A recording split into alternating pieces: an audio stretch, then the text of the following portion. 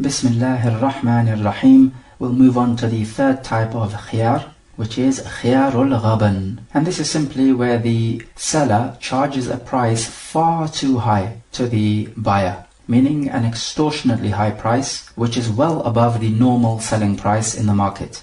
This is ghabn. And so if this takes place, then the buyer has a choice to annul the transaction and take his money back and return the product. The meaning of ghabn is ghalaba, which is when you overcome someone. So here the seller has overcome the buyer because he's charged him a price which is far too high. Note here that ghabn does not apply to if the seller charges a price which is just slightly above the normal selling price in the market, because this is something which is normal and happens every day, and it is not considered as ghabn. So if the normal selling price is £10 and he charges you, let's say, 11 or 12 pounds, then this is normal and you don't have the choice to revoke the transaction if you realize that he has overcharged you to this amount. But then the question is, who decides whether the seller has overcharged you to such an extent so as to give you the khiyarul ghabn, or the choice to revoke the transaction? We say the experts in the market would be the ones to decide. If they say that this is a price far too high which he has charged you, then you have the khiyarul ghabn. The madhab of the Hanabila, they say that the khiyarul ghabn happens in only 3 cases. Number 1, when the city dwellers go out to meet the riders coming into trade. And we spoke about this hadith before, where the Prophet forbade that you are not allowed to go out to meet the riders who are coming in. And whoever buys from them, and then the owner of the wealth coming into the city realizes that the buyer has bought this product for a far lower price than it should have been, then this owner of the product has a choice to revoke the transaction. This is because the rider coming in was not aware of the price of the market. So clearly he's been overcome by the buyer. And we have already taken this hadith and spoken about it. And the second scenario is an-najash, and we have already spoken about those ahadith as well. And we spoke about the different ways in which an-najash could occur. So for example, the buyer is selling you a product and another person comes in and he says, oh yes, I'm an expert on this product and I can tell you that this is a very high quality product, and he goes on to describe it and uses all sorts of colorful technical terminology to impress you, and you end up buying this product for a higher price than it should be. So this is a type of najash, increasing the price with the intention of harming the buyer or benefiting the seller. And of course both of these examples, with the meeting of the riders coming in and also najash, it is exploiting people without due right, and it will lead to enmity and hatred. Similarly, in an auction, if a person offers a higher price but he does not intend to buy the item, he's only doing it so that the price can increase so as to benefit the seller. This is also najash.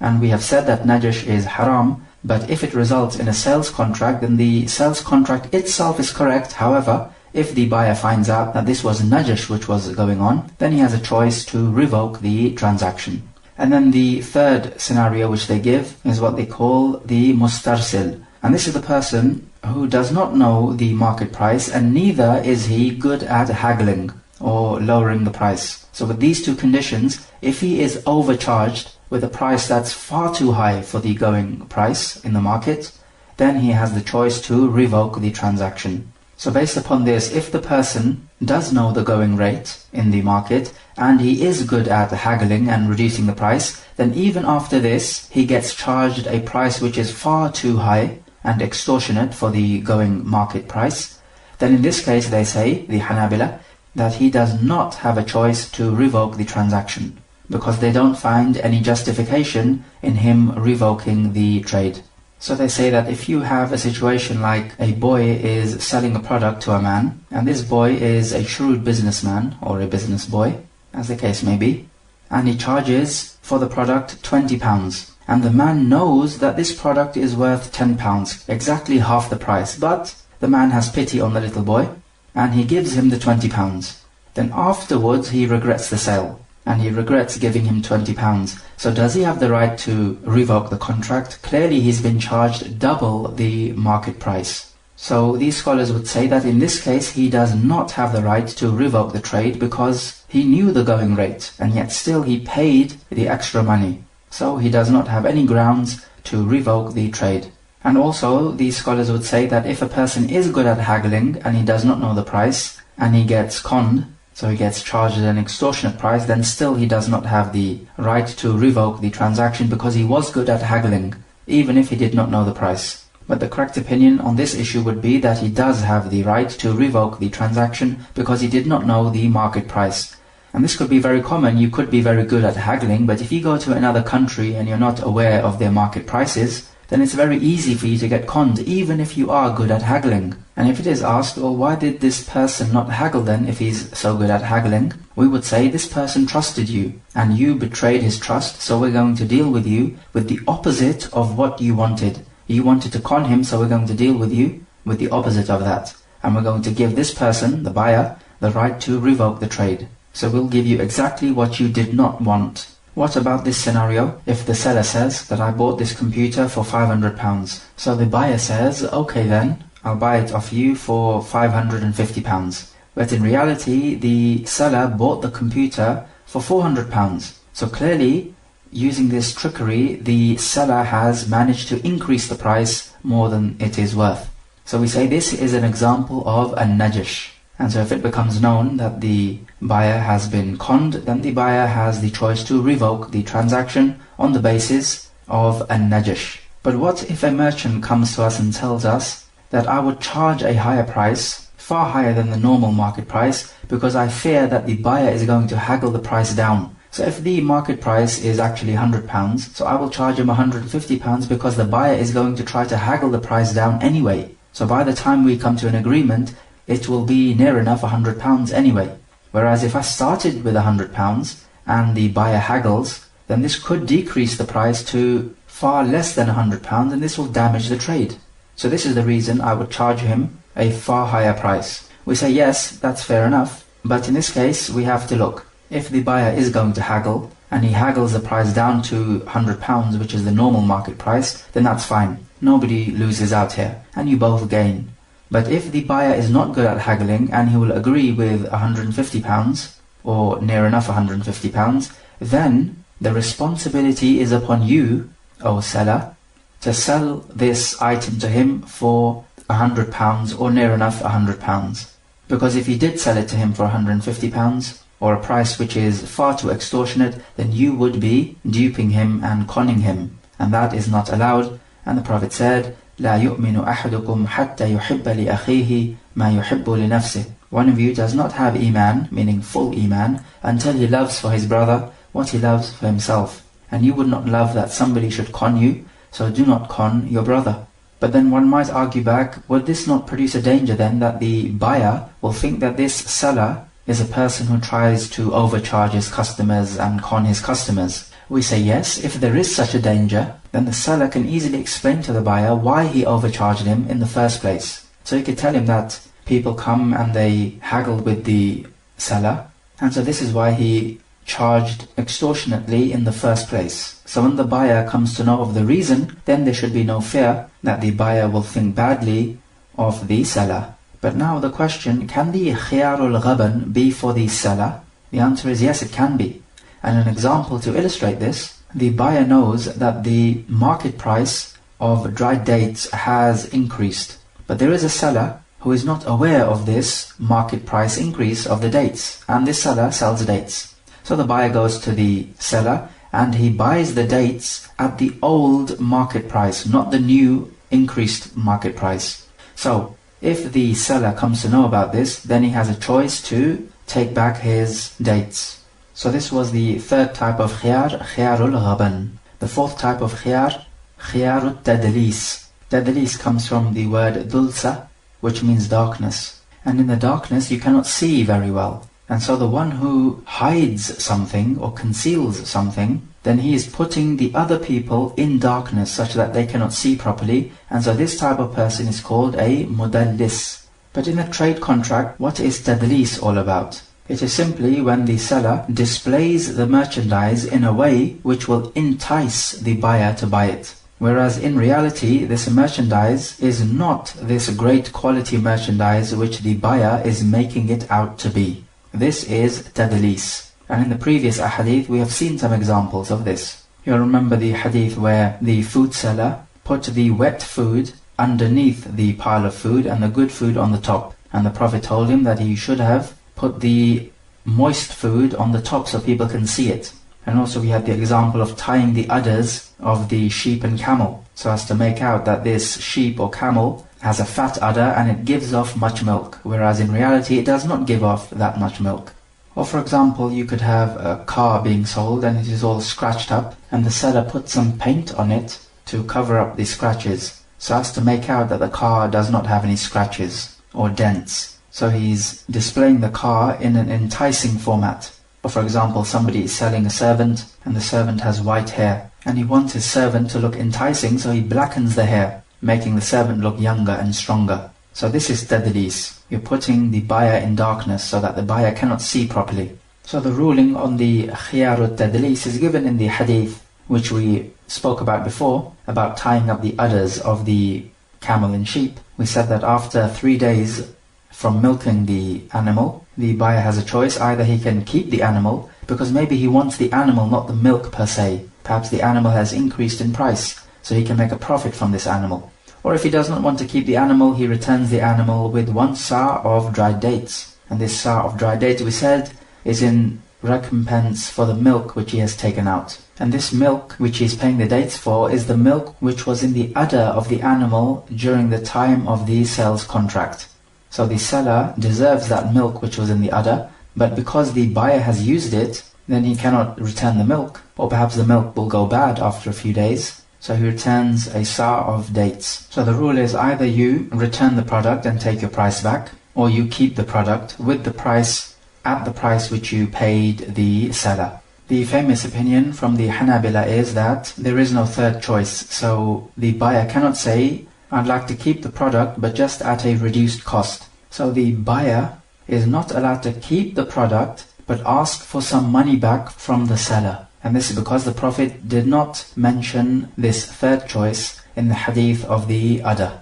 The 5th type of khiyar is the khiyarul aib, the choice because of a defect in the merchandise. So you can sell a merchandise which is sound, or you can sell a merchandise which is defective. So how do we define a merchandise which is defective? Anything which will diminish the value of the product is a defect. So if you're selling a product which is defective, and the experts in the market would say, if it was not for this defect, this product would be worth £1,000, but because of this defect, this product is worth £700. So the defect is something which will reduce the value of the product. So, for example, if you're selling an animal and it is ill, then this is a defect because it will reduce the value of the animal. So if you're going to sell an animal which is ill, you need to make it plain to the buyer that this animal is ill, and hence you're going to reduce the price. Or for example, if it has one of its limbs chopped off, then this is a defect. Likewise, an increase in limbs can be a defect. For example, if an animal has an extra finger or an extra tooth, then this is seen to be a defect and will devalue the animal. Although this may depend on the customs of the people, it might be that an extra finger or something extra to what is normally the case may be something desired, and hence in this case it would not be an aib or a defect. Or for example, if you're selling a servant and he has reached adulthood and he commits zina, then this is definitely an aib or a defect and will decrease the value of the servant. Or for example, if the servant has stolen something, then this is definitely an aib as well and will decrease his value. And this is what will normally be the case in the customs of the people. Even if this servant repents from his sin, it will still decrease his value in the market. Or for example, if the servant is known to have run away from his master, this is also a defect. So the point is, if the buyer finds out afterwards that the seller did not inform him of the defect, and he sold this product at a price which was more than what the product is worth, then the buyer has a choice. Either he can return the product and take back his money, or he can hold on to the product and take back some indemnity payment from the seller. And the way you will reduce the price is by way of proportion. And we'll illustrate this with an example. But first you need to know that there's a difference between the value of a product and the price of the product. The value of the product is the price of the product generally in the market. but the price of the product at which it is sold is simply the price which the particular buyer and seller agreed to. And this may or may not be the same as the value of the product. So the value of the product could be £100, because this is the general price of the product with the people in the market. But in the particular trade, the price of the product might be £105, because this is the price which the buyer and seller agree to. So, in the case of a defect, if the buyer wants to take back some of the price, then we don't look at the price at which the buyer and seller agreed to, we look at the value of the product. So the value of the product when it is sound, and the value of the product when it is defective. So let's say, for example, you buy a car. The value of the car is £1,000. But in the particular trade of yours, you buy this car for £900. Then you find out that the car is defective. And because of this defect, you have been overcharged. So we take this car to the experts who deal with cars, and we will say, what is the value of this car when it is sound, meaning without defect? And they will obviously say that the value of the car is £1,000. Then we would ask them, what is the value of the car with its defect? And they will say, for example, that with the defect it is worth £800. So the difference in value is £200. Notice we said the difference in value, not the difference in price. So because of the defect, the value of the car decreases by £200. We need to know what is this as a fraction of the total value. 200 over 1000 is equal to 1/5. So the value of the car decreases by 1/5 because of the defect. So this is the fraction we decrease the price by. So the car was sold for £900. Decrease this by 1/5. 1/5 of 900 is £180. So we say that the buyer is entitled to £180 from the seller. If the buyer knew about the fault before he bought it, then he does not have the right to an indemnity payment, because he knew about the fault. What about this scenario, that the seller sells the product, but he says to the buyer that I am free of any fault that this product may have.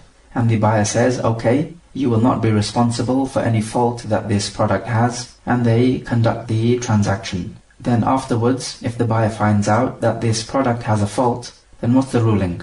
We say it depends. If the seller was guilty of tadlis, so he was hiding the defect, then the buyer has the right to an indemnity payment, because in this case now the seller is at fault. But if the seller is not guilty of tadlis, so he was not deliberately hiding the defect, then the buyer is not entitled to indemnity payment, and rather in this case now, the buyer will either go ahead with the trade or he will return the product and take his money back. Because it could be that the seller does not want to sell this product except at the stated price, not for anything less. So if the buyer in this case takes indemnity payment, then we would be transgressing against the seller and damaging his trade.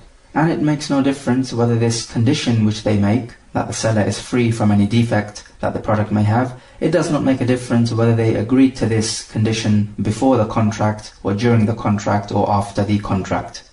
It's just that some ulama say that if they agreed to this before the contract, then this condition is not correct. It can only be correct after the contract, because the right to return the defective product is the right of the buyer. And this right only is effective after the contract, not before the contract. So if this right is effective after the contract, then the buyer has the right to forego this right. But he can only do this after the contract, because he only has this right after the contract, not before. But we said before that it makes no difference. This condition can be made before the contract or after. What about this scenario, that the buyer finds out that there's a fault, but he is unable to return the product? So in this case now, the indemnity payment has to be obligatory upon the seller. So for example, a person buys a sheep, and then he finds that this sheep is defective. However, before he can return the sheep dies. So we say now that the indemnity is obligatory upon the seller. And we can also go the opposite way. Sometimes returning the product is the only option, and you are not allowed to take the indemnity payment. And this is the case when, if taking the indemnity payment, it would mean that you are engaging in riba. An example to illustrate this point: a person buys some golden jewelry for some dinar, and of course dinar is the gold currency. So what they're doing is that they're exchanging gold for gold. And this is permissible as long as the gold is in equal amount and it is a hand-to-hand exchange, which they do, so that's fine. But then the buyer finds out that this jewelry has a defect and he's entitled to indemnity payment. But the problem is now, if he receives some of his dananir back from the seller, then this would be a riba, because then the buyer would be exchanging gold for gold as he bought the golden jewelry, but also on top of that, more gold. So basically what's happening is that he's exchanging gold for more gold, and the gold is not in equal amount or measure. So if you were to exchange, let's say, 5 dinar of good quality gold for 10 dinar of poorer quality gold, then this would be riba. And this is the sort of thing which is happening in this example. So the indemnity payment is not an option anymore. So the only thing left now is for the buyer to return the product and take his money back. Of course, the buyer can always just stick with the trade, and that's his right. So we say in those cases, when it is impossible to return the item, then the indemnity payment is obligatory, and in those cases, when the indemnity payment is not possible or permissible, as in the case with the riba, then we say that the buyer can return the product. Alternatively, he can always keep the product and overlook the fault. That's always an option. If the buyer finds out about the defect, does he have to return the product immediately or demand an indemnity payment immediately, or can he do it later on? The answer is he can do it later on, so he can delay it as long as there are no signs that he is content with the trade. So from the signs, perhaps he openly admits that he is content with the trade even after knowing about the defect. Or perhaps after knowing about the defect, the buyer acts with the product in a way which indicates that he is happy with the trade even after knowing about the defect. So for example, he gives this product as a gift to somebody, or he sells it on himself, or he gives it as a pledge in another trade contract. So if he does something like this, then we have to look to his intention. Did he intend to drop his rights and not ask for anything back from the seller? Or did he intend to keep the product but ask for indemnity payment from the seller? If it's the latter, then he deserves the indemnity payment. If it's the former, then he has dropped his right, which is the khiyarul aib, and he deserves nothing. So this depends on his intention. How do we tell what his intention was? We say that he has to take an oath and inform us of what his intention was, and we will take his word for it because he has taken an oath. Is it a condition that the seller be happy or content with the buyer returning the product or asking for indemnity? Or should the seller be present when the buyer wants to exercise his right to return the product or ask for indemnity? We say no, the right totally belongs to the buyer. So in a case where the buyer says that he revokes the transaction because of the defect, and the seller says no, he has not revoked the transaction and the transaction is going ahead, so we would accept the statement of the buyer because the right belongs to him, meaning to say the right to revoke the trade because of the defect. But if the seller argues back and he says that the asl is that the trade has not been revoked, and whoever says something against the asl, then he has to establish the proof. We say yes, this is the asl, but this asl, or this original principle, collides with another asl, which is to say that this defect in the product cannot be known except from the buyer. So if the buyer says that I have revoked the trade because of this defect, then we would have to accept his statement. So the seller is not allowed to say that the buyer needs some kind of evidence from the judge that he is revoking the trade, or some kind of evidence from witnesses that he has revoked the trade. We say no, this is not necessary, the right belongs to the buyer, and it is his word we are going to go by. What if they have a dispute and the buyer says that the defect occurred before the trade and the seller says no, the defect occurred after the trade, so it's your fault? We say in this case we have to look at the evidence and the indications which could give us a clue. For example, if a servant is sold and he has an extra finger, then in this case we would accept the statement of the buyer because this extra finger could not have come into existence after the trade. Or for example, we have a defect on a servant or an animal which is an injury, and when we look at this injury it seems like a very fresh injury. So this would seem to suggest that this injury took place after the trade. So in this case we would accept the statement of the seller. And the buyer in this case does not have the right to an indemnity nor the right to return the product. What about a case in which we cannot decide when the defect occurred? and we don't have any strong indications pointing one way or the other.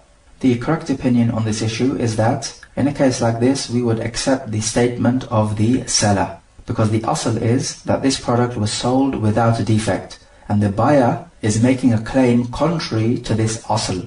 So the burden of proof lies upon him. And the Prophet said, Al-bayyinatu ala al-mudda'i wal-yaminu ala man ankar. The proof lies upon the one who makes a claim, so he makes a claim which opposes the asl or the original status, and the oath lies upon the one who denies this claim. Likewise, the Prophet saying, إِذَا اخْتَلَفَ الْمُتَبَايِعَانِ فَالْقَوْلُ قَوْلُ الْبَائِعِ أَوْ يَتَتَارَكَانِ. If the two parties disagree about something, then we accept the statement of the seller, or they can both annul the transaction. However, we need to note that whenever we accept the statement of someone, when there is no evidence, then we must accept his statement by him first taking an oath that what he is saying is correct, and then we will accept his statement.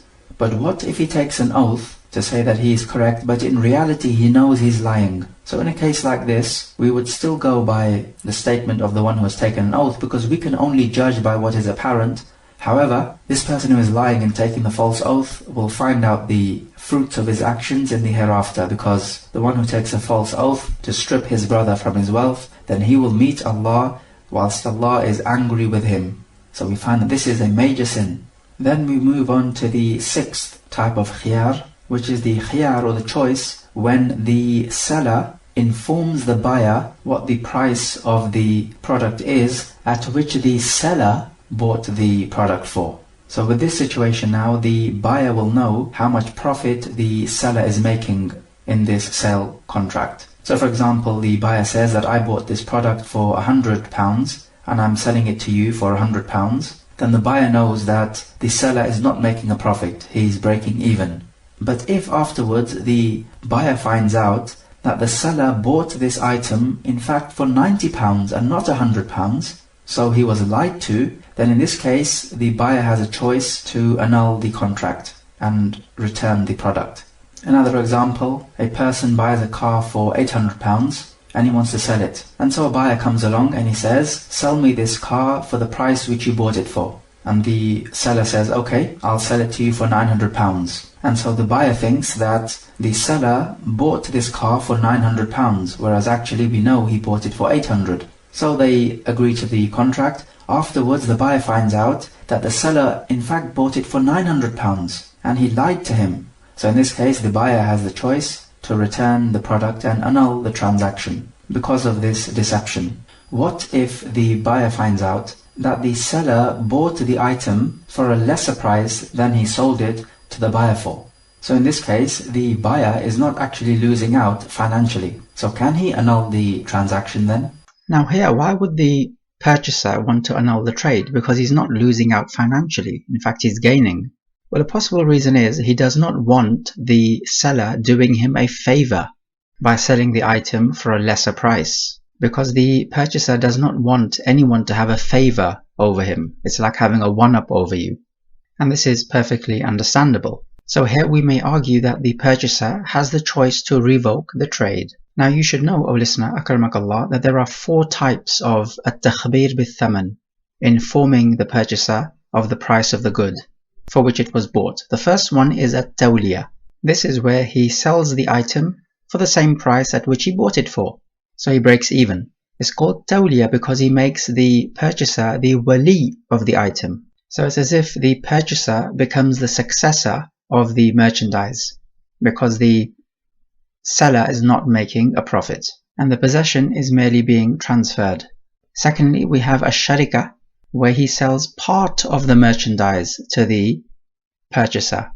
So they become sharers or joint owners. And this differs from tawliya because in tawliya he sells the whole of the product. Here he sells only part of the product. So in sharika only part of the ownership is transferred, not the total ownership. So for example, if he has a car worth £500 and he sells part of the car for £250, then they both become joint owners, 50-50 each. It does not have to be half-half. It could be any fraction that they agree to. Thirdly, we have the al-murabaha, which comes from the word ribh, which means profit. And this is where the seller sells the item for a known profit. So both the purchaser and the seller know what the profit is. the known profit may be expressed in number or fraction. So he says, I sell you this, making a profit of £10. Or he might tell the purchaser, I sell you this item, making a profit of a fifth. It does not make a difference. Point is, the profit is known. Then fourthly, we have the al-muwada'ah. This is the opposite, where he sells it for a known loss. And again, this could be expressed in number or fraction, just like the murabaha. As for these so-called halal mortgage schemes, then they are haram because the bank does not take possession of the house. It is merely an exchange of money for yet more money. The other problem is that it obligates you to purchase the house, which means it is definitely an exchange of money for more money, and the house is just a little device for the bank to justify this riba of theirs. Genuine murabaha does not obligate the purchaser to purchase, meaning he is not contractually bound. So anyway, we find in all four of these scenarios, the purchaser knows the price at which the seller bought the merchandise for. So if a purchaser says to the seller, sell this item for the same price you bought it for, and they agree to that, and they make the sale without the seller stating what price he bought it for, then the price would be unknown, and the sale contract therefore invalid, because one of the conditions is that the price of the commodity needs to be known. Now here some scholars make an exception with the price being unknown. They say if the seller tells the purchaser, I'll sell you this product for the same price Zayd sells this product for. Now who's Zayd?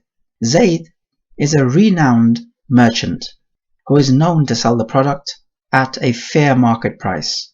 If this is the case, then they state that the price is allowed to be unknown because the purchaser can be pretty much sure that he'll be purchasing the item at the going market rate, because he's relying on a renowned merchant.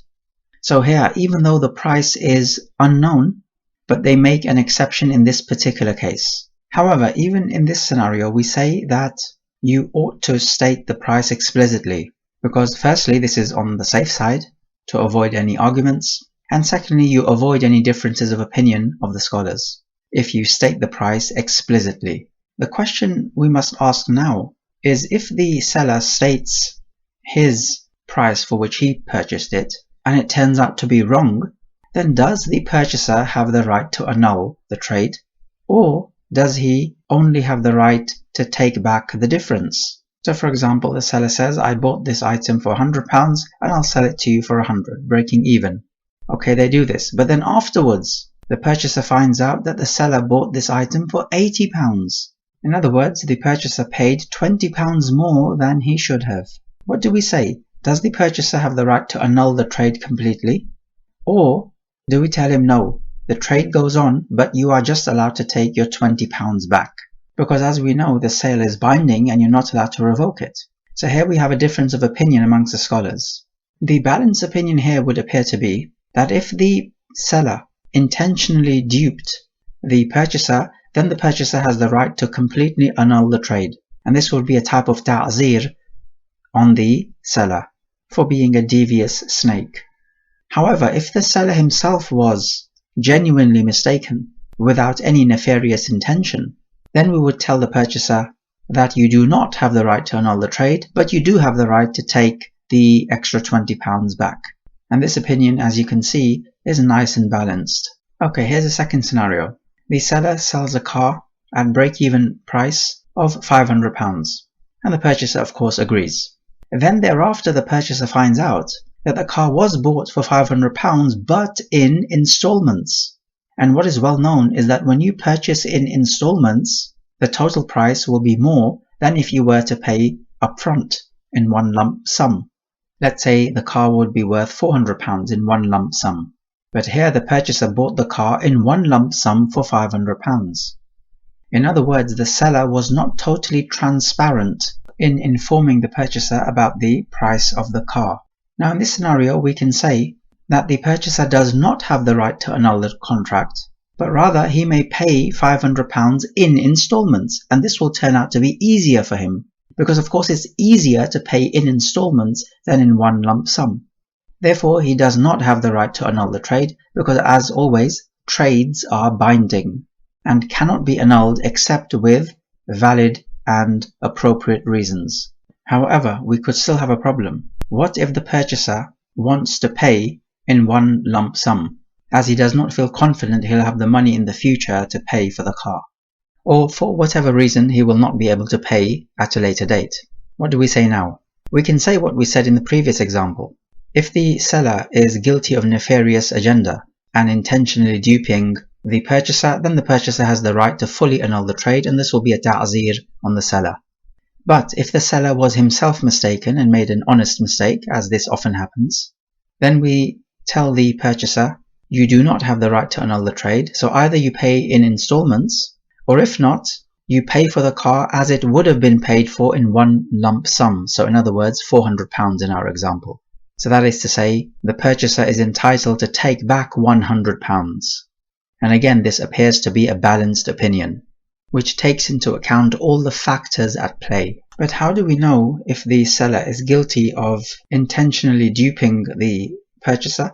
We have to investigate the matter and look at indication and any evidence that we have to arrive at the conclusion. But the bottom line is, it depends on the intention of the seller. Okay, third scenario. He sells a car for £200, breaking even, they agree. Then the purchaser finds out that the seller did purchase the car for £200, but from his son. The problem here is that when you purchase from your son, you're not going to be so strict in haggling the price down. So he may have paid more than he ought to have. So here some scholars would say that he has the right to revoke the trade because of the aforementioned reason. However, the weightier opinion is that he does not have the right to revoke the trade unless the seller is guilty of ghabn, which we spoke about previously. And so this would be the ghabn. Because what gives you the right to revoke the trade is ghabn, not merely the fact that the seller bought this merchandise from his own son, for whom he will have compassion. And just remember what we said about the ghabn. It needs to be a price which is far, far above the market value. As for if it is just a little above the market value, then this is not ghabn. This happens every day and is deemed to be normal. But ghabn is far, far above the market value. Okay, here's a fourth example of where you are truthful but not transparent. Person A owes a £20 debt to person B, and he's lazy in paying it off. Now one day person B wants to sell an item for £100, let's say. Person A wants to purchase this item, but he purchases it for £120, £20 extra, because he owed a £20 debt to person B anyway. So he may as well purchase it for £120, thereby purchasing the item and paying off the debt in one go. Now when person A, who now has possession of the item, wants to go ahead and sell this item to, let's say, person C asks him, how much did you buy this for? Person A says £120. Person C says, I'll buy it off you for £120, so you break even. And they agree. Thereafter, person C finds out that this item was actually going for £100, and person A only bought it for £120 because of that debt. But the item itself should have been bought for £100. The money of the debt should not be added on to the price. So what should be done in a scenario like this? So here person C does have the right to revoke the trade. And similar to this example would be if one friend purchases from his friend, and he does not mind paying a little bit extra on account of friendship. Then again we say the next purchaser does have the right to revoke the trade. So we find here that there's a difference between being truthful and being transparent. What you're required is to be transparent. And in this fourth scenario, we say the same thing. The purchaser can annul it if it is a case of al-ghabn. Okay, here's a fifth example. A person purchases a house for 120,000. Whereas its going rate is 100,000. He pays this extra money because of the location of the house. Maybe it's near his own first house, and so he's paying extra to secure the trade. Now if he goes on to sell this house and tells the purchaser that he bought it for 120,000, which of course he did, and then the purchaser finds out that his seller paid an extra £20,000 because of the particular location of the house, whereas the going rate was £100,000, then again, the seller was truthful but not transparent, and the second purchaser has the right to annul the trade on account of the fact that the seller was not transparent. Okay, we have another situation.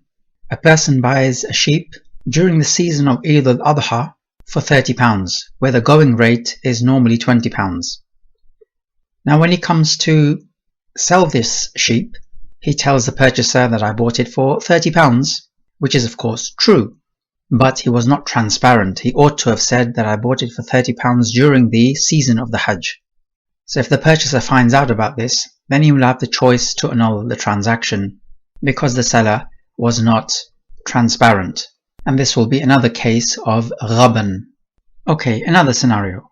Let us say he buys a bag of apples for £10 and there are, let's say, 10 apples in the bag. Then he goes on to sell some apples, let's say 5 of them. The purchaser asks, how much did you purchase this for? And he says £5 because half of 10 is 5. Now this is mathematically true, so he has not technically told a lie. Now the purchaser purchases these 5 apples for £5, but then afterwards he comes to know that the seller bought it for £10 and these were 10 apples. And then he went on to sell half the amount for half the price. This will give the purchaser the right to annul. Why is this? Because even though mathematically the 5 apples were bought for £5, there is a difference between buying in bulk and buying part of a bulk. And in many customs, people do make a difference between these. What the seller should have said is that he bought a bag of 10 apples for £10, and now he's selling 5 of these apples then for £5. So this would be not only truthful, but transparent. So you can see how the ulama are so eager for people to be not just truthful but transparent in their business dealing. Okay, let's take another scenario. He purchases a merchandise for £100 and before they part company, the seller says, no, I do not agree to this price. I'm going to sell it for £120. Take it or leave it. The purchaser says, okay, fine, I'll accede to your request. I'll purchase it for £120. And they conclude the contract. Now this purchaser wants to sell the item on. The second purchaser asks, how much did you purchase it for? He said £120, which is of course true. However, if this second purchaser now comes to find out that the initial sale price was £100, but then it was increased to £120 before the contract was concluded, then he has the choice to annul the contract. Why is this? It's for the same reason. The seller was not transparent. He should have said that the initial sale price was £100 and we agreed to that. Then the seller changed his mind before we parted company, so this would be the khiyar al-majlis, and he increased the price to £120, which we then agreed to. And so the final sale price was £120. £100 was the initial agreed upon sale price. This is how he should have told his purchaser, because this is being transparent. So because the seller is not transparent, the purchaser has the right to annul this trade. So again, you see the importance of being transparent in your dealing.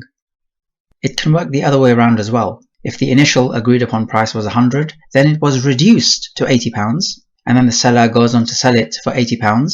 He should let his purchaser know that initially the agreed upon price was 100 and then it was reduced to £80, which is what I am selling it to you for.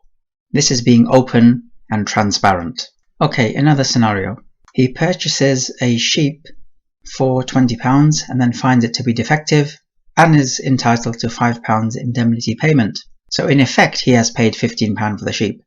If he now goes on to sell the sheep, what should he tell his purchaser? That I bought the sheep for £15? Or should he say I bought it for £20 and then received £5 indemnity payment?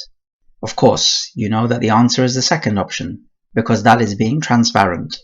If he is not transparent, then like we say, the purchaser has the right to annul the trade, on grounds that the seller was not completely transparent with him. A similar scenario is if he buys a servant for, let's say, £1,000, and then this servant is attacked, which means he is entitled to the blood money. Let's say that comes to £200. So he paid £1,000 but received £200 because of the injury sustained on the servant. So that's a net effect of £800. if he comes to sell this servant, what should he say to the purchaser? That he bought the servant for £800? Or should he say that he bought him for £1,000 and then received £200 for the jinaya or injury? Of course the answer is the latter, because the purchaser needs to know that this servant has sustained an injury, and this is being transparent. And all of these examples which we have mentioned are based on the hadith where the Prophet authentically said, "Al-bay'ani bil-khiyar ma lam yatafarraqa." Both the parties have a choice to revoke as long as they have not left each other's company. فَإِن صَدَقَا وَبَيَّنَا بُورِكَ لَهُمَا فِي بَيْعِهِمَا. If they are truthful and make everything plain, then their trade will be blessed. وَإِن كَذَبَا وَكَتَمَا مُحِقَتْ بَرَكَةُ بَيْعِهِمَا. But if they lie and conceal, then the blessing of their trade will be destroyed. Okay, here's a question. What's the difference between the khiyar al-tadlis and the khiyar al-aib? Because with the tadlis, you are not entitled to indemnity payment. Whereas with the khiyar al-aib, you are entitled to the indemnity payment.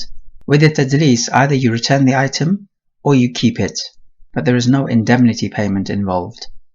You see, the point about the aib is that it decreases the value of the item. Whereas with the tadlis, you want an item of a certain specification, and the seller makes you believe that it is of a certain specification, whereas in reality it is not. But this item does not have a defect per se, so afterwards you find out that this is not of the specification you wanted. So this matter is not about a defect, it is about your specification not being met.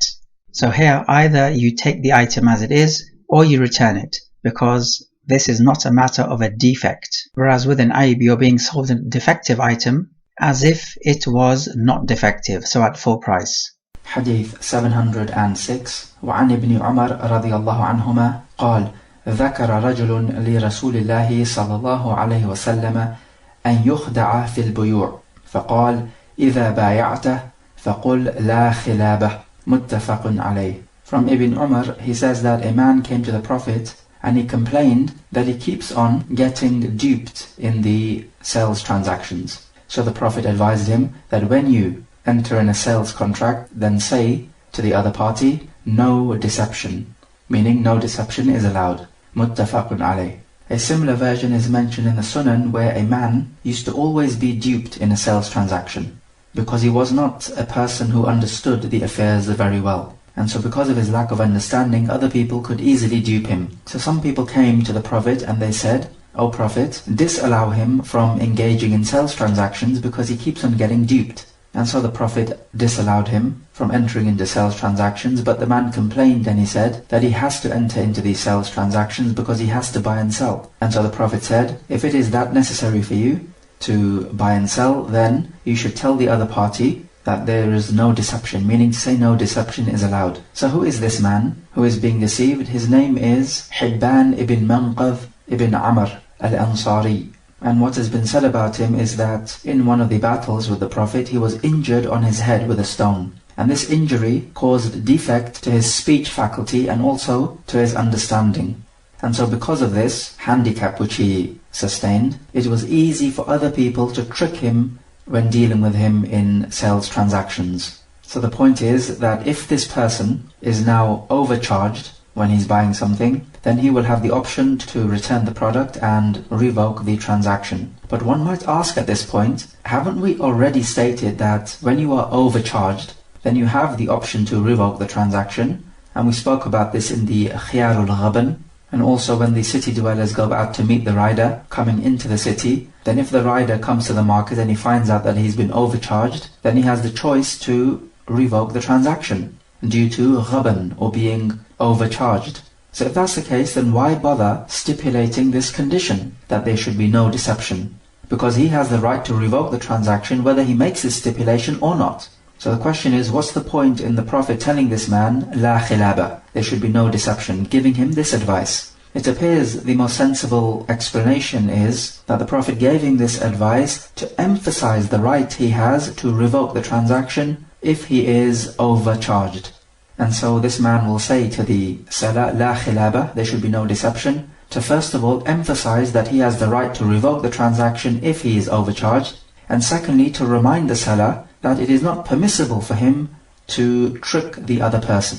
and that of course this is haram. And so from this hadith we also learn the evidence for the khiyarul ghabn, or the choice you have to revoke the transaction if you have been far too overcharged. And we spoke about khiyarul ghabn previously. And if a person is overcharged and he decides to keep the product, then he will keep the product having paid the price which he paid.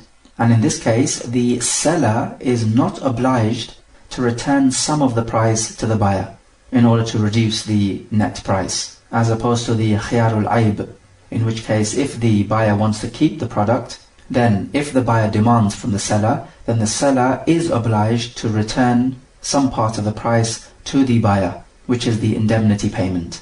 So in the khiyarul ghabn, if the buyer keeps the product, the seller is not obliged to return any of the price. He can do if he wants to, but he's not obliged. Whereas in the khiyarul aib, if the buyer wants to keep the product and he demands indemnity, then the seller is obliged to pay the indemnity. So there's the difference.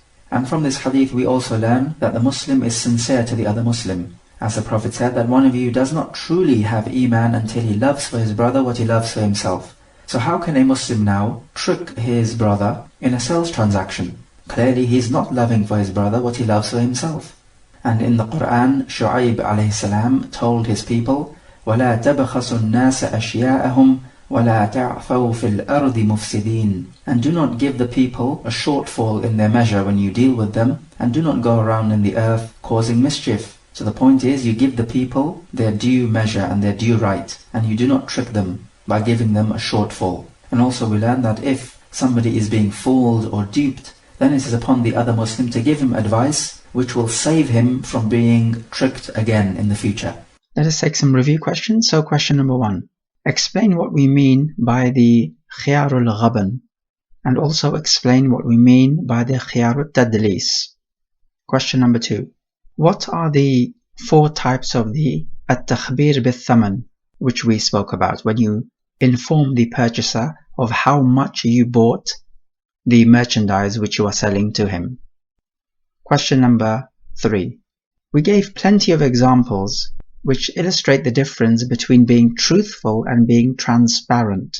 Recall just 3 examples from the ones we gave.